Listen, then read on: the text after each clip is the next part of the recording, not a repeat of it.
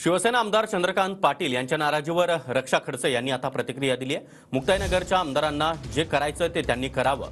137 कोटी प्रकरणी ते कोर्टात गेले तर मीही त्यांना त्याच माध्यमातून उत्तर देईन। पाटलांना मला मदत आणि मोदींना पंतप्रधान करायचं नसेल, मुक्ताईनगरमध्ये महायुतीमध्ये बिघाड होण्याचं एकूणच चित्र दिसतंय। तर रक्षा खडसे यांच्या टीकेवर आमदार चंद्रकांत पाटील यांनी देखील प्रत्युत्तर दिलंय।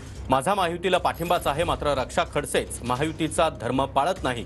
रक्षा खडसेंना माझ्या मदतीची आवश्यकता नाही, तर 137 कोटी रुपयांच्या नोटीसचं उत्तर त्यांना द्यावंच लागेल। उच्च न्यायालयामध्ये जाण्याचा प्रत्येकाला अधिकार आहे, असं देखील चंद्रकांत पाटील यांनी म्हटलंय।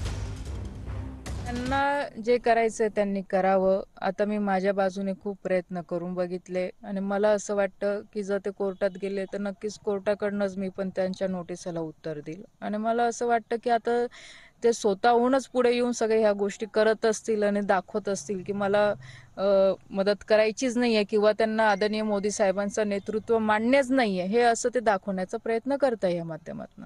आम्ही मोदी साहेबांचं नेतृत्व मानतो, पण मग एखाद्या जागेमध्ये एखाद्या खासदाराला इतका आत्मविश्वास असेल की बाबा मला कोणाची आवश्यकता नाही, तर तेही समजून घेऊ।